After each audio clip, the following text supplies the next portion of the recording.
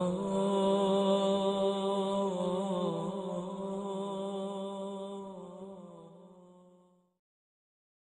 کے ساتھ پریگننسی کے دوران خوش رہتے ہیں تو پری میچور بچے ہونے کے چانسز کم ہو جاتے ہیں. اور دوسرا، عورت کا جو بلڈ پریشر شوٹ کرتا ہے بچے کے دوران پھر وہ شوٹ نہیں کرتا، اس کا بلڈ پریشر زیادہ نہیں ہوتا. اور تیسری سرچ یہ تھی کہ ایسی مائیں جو پریگننسی میں خوش رہیں ان کے بچے پہلے سال میں نہیں مرتے. اکثر وہ بچے پہلے سال میں مرتے ہیں جن کی مائیں پریگننسی کے دوران ڈپریسڈ رہتی ہیں، پریشان رہتی ہیں.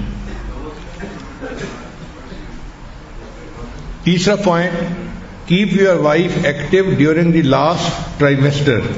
جو آخری 3 مہینے ہوتے ہیں حمل کے، اس کو لاسٹ ٹرائیمیسٹر کہتے ہیں. اس میں عورت کو ایکٹیو رہنا چاہیے.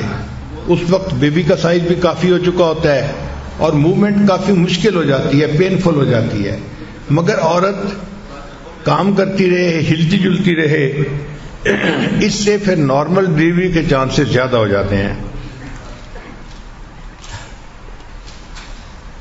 مرد کو چاہیے کہ وہ مختصر سا سمپل سا کھانا بنانا بھی سیکھ لے، اس لیے کہ عورت اگر پریگننٹ ہے تو مے بی کہ وہ کوکنگ نہ کر سکتی ہو، تو ایسے وقت میں انڈے بنا لینا یا کوئی ایسی چیز جس کو انسان کھا کے اپنا وقت گزار لے، باہر کے کھانوں کی ضرورت نہ پڑے، یہ بھی ایک اچھی بات ہے.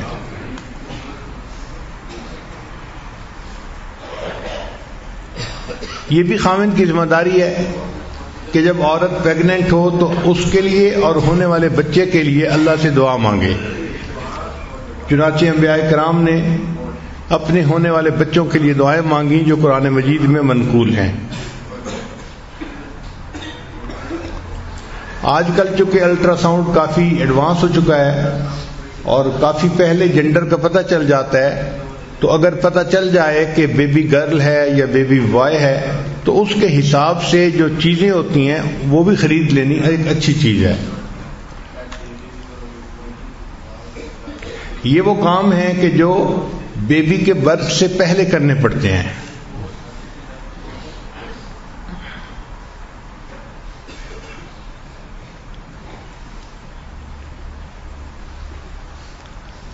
اس کیفیت میں عورت کو کوآپریشن چاہیے ہوتی ہے، عورت کو محبت چاہیے ہوتی ہے، تو عورت کو سپورٹ دینی چاہیے فل، تاکہ اس کو اطمینان ہو ذہنی طور پہ کہ میرا ہسبینڈ میرے ساتھ ہے اور پریگننسی میں کوئی بھی مشکل ہوگی تو اللہ تعالیٰ کی رحمت ہوگی.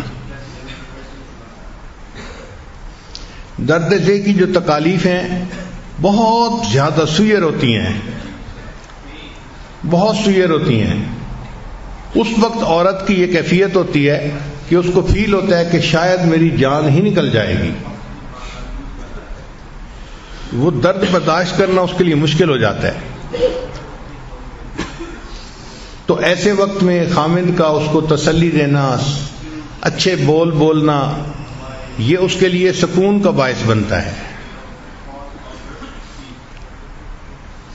قرآن مجید میں بی بی مریم کے بچے کی ولادت کا واقعہ ہے. تو ان کو جب درد ذہ ہو رہی تھی تو ان کی ڈپریشن کی یہ کیفیت تھی کہ وہ کہنے لگیں یا لیتنی مت قبل ھذا وکنت نسیا منسیا، اے کاش کہ میں اس سے پہلے مر جاتی اور کوئی بھولی بسری چیز ہوتی، میرا وجود ہی ختم ہو چکا ہوتا.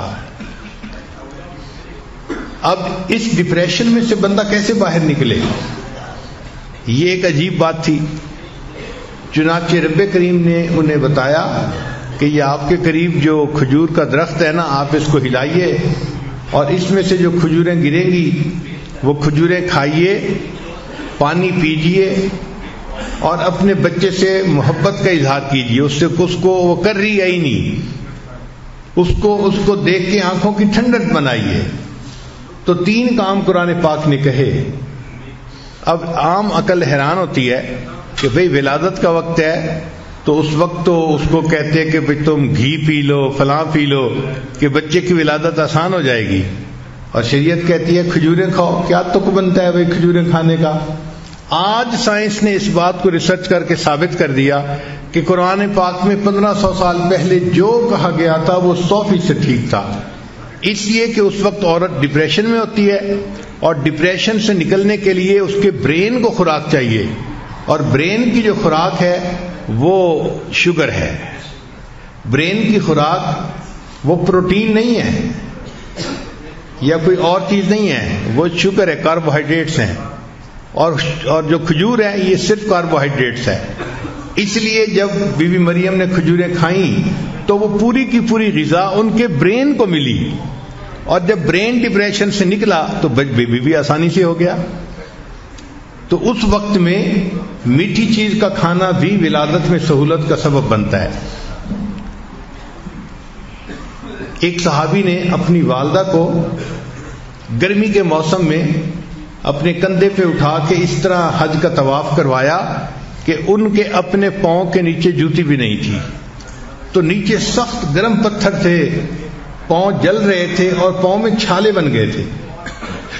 پھر وہ نبی علیہ السلام کی خدمت میں حاضر ہوئے, اے اللہ کے حبیب صلی اللہ علیہ وسلم, میں نے اپنی والدہ کو اپنی کمر پہ اٹھا کے اس طرح حج کروایا ہے کہ میرے پاؤں میں جوتی بھی نہیں تھی, سخت گرمی میں تکلیف اٹھا کے میرے پاؤں میں چھالے بن گئے, میں چلنے کے قابل نہیں رہا.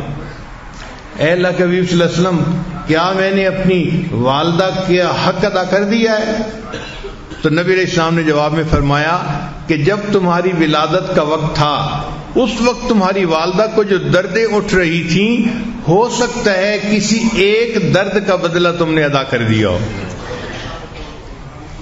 اور والدہ کے اوپر تو اس وقت کیا کیفیت ہوتی ہے یہ ماں ہی جانتی ہے. بچے کی ولادت کے وقت اس کے بس میں نہیں ہوتا, اسی لیے جو ہے اس کو اس وقت سمپتھی کی ضرورت ہوتی ہے. مردوں کو کیا پتہ کہ عورت کے ساتھ کیا گزرتی ہے.